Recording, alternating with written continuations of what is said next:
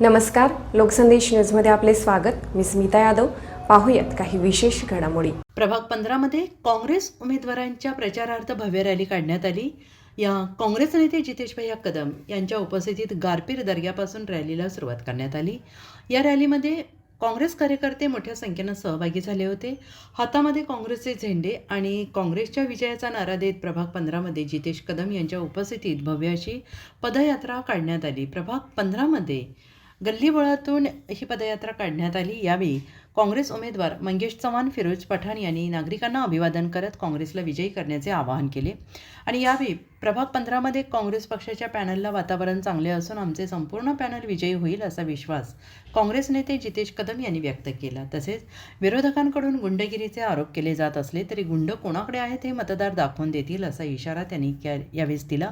हे जनतेसाठी गुन्हे अंगावर घेतले म्हणजे गुन्हेगार होत नाही, आणि जर जनतेसाठी लढून कोणी अंगावर गुन्हे घेतले असतील तर आम्हाला गुन्हेगार म्हणत असाल तर नक्कीच आम्ही गुन्हेगार आहोत, पण हे जनता ठरवेल असं प्रतिउत्तर मंगेश चव्हाण यांनी दिलेलं आहे.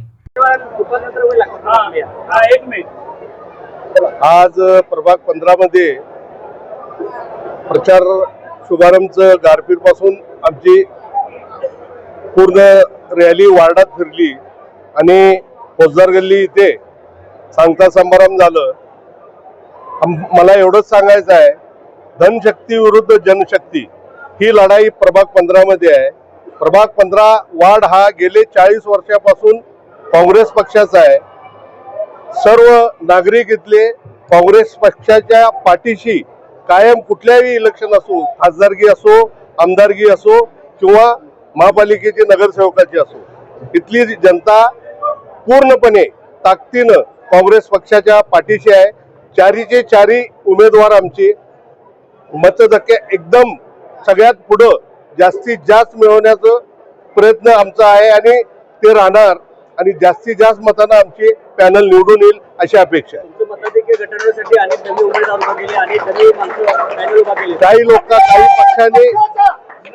काही पक्षांनी खेळी केली आहे मतविभागणी करण्यासाठी, पण मला असं वाटतंय का त्याचा काय फरक पडणार नाही.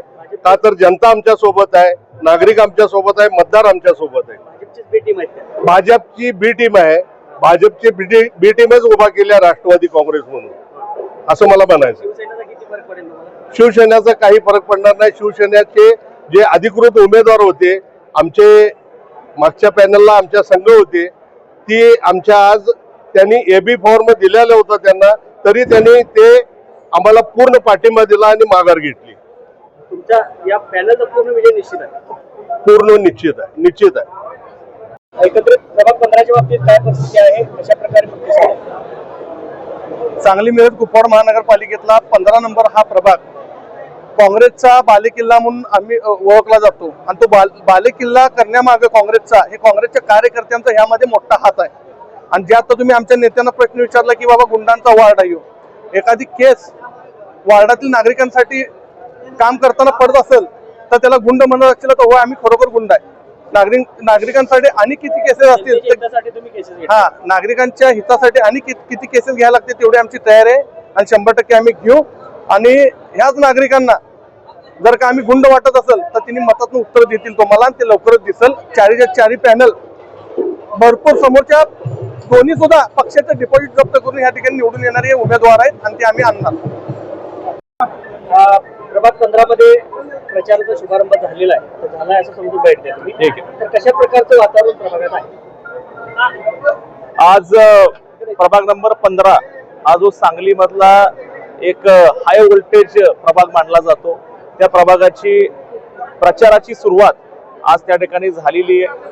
आणि या प्रभागामध्ये जे आमचे चारही उमेदवार त्या ठिकाणी उभे राहिलेले काँग्रेस पक्षाच्या चिन्हावर, त्या चारही उमेदवारांचं वातावरण मी आल्यापासून बघतोय.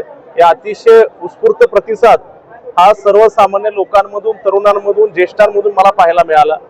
त्यामध्ये मला खास तर सांगावं लागेल, महिलांचा प्रतिसाद सुद्धा तुल्यबळ त्या ठिकाणी मला बघायला मिळाला.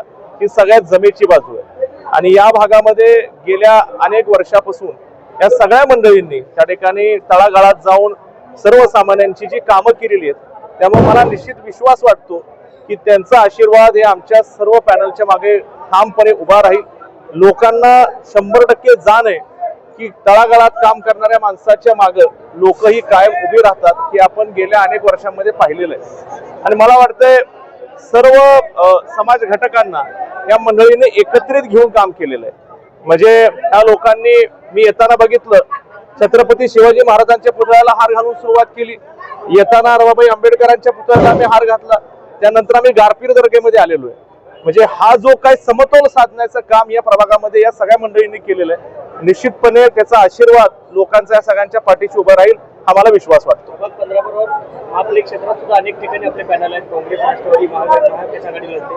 काय परिस्थिती आहे? एकंदरीत आजच्या परिस्थितीमध्ये जर तुम्ही बघितलं तर सांगली महानगरपालिकेमध्ये काँग्रेस पक्षाला आणि घटक पक्षांना त्या ठिकाणी जी आम्ही आघाडी केलेली आहे, या आघाडीला अतिशय चांगलं पोषक वातावरण आहे.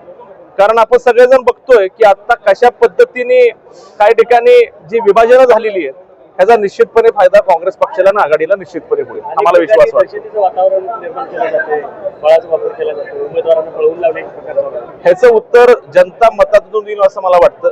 कारण लोकांना चांगलं माहिती आहे की काम करणारे लोक कोण आहेत आणि मुस्कटदाबी करून त्या ठिकाणी तोंड दाबून जो बुक्क्याचा मार चालू आहे, ह्या सगळ्या गोष्टींना जनता त्या ठिकाणी येणाऱ्या 15 तारखेला चोख उत्तर देईल. आता भाजपाचेच नेते म्हणतात की विरोधकांकडे गुंडांचे पॅनल आहेत. नाही, याच्यावर आता त्यांच्या अंतर्गत विषयावर आम्ही भाष्य करणं योग्य नाहीये. त्यांच्यामध्ये जे काय असेल, नाही, विरोधकांकडे म्हणजे ती जनता ठरवेल ना. कोण काय आहे लोकांना चांगलं कळतो. लोक सगळ्यांपेक्षा आता पुढे आहेत. म्हणजे सर्वसामान्य माणसाला आजच्या घडीमध्ये आपल्या सगळ्यांपेक्षा जास्त माहिती असतं असं मला वाटतं. गुंडांचे पॅनल आहेत कुणाकडे नेमके?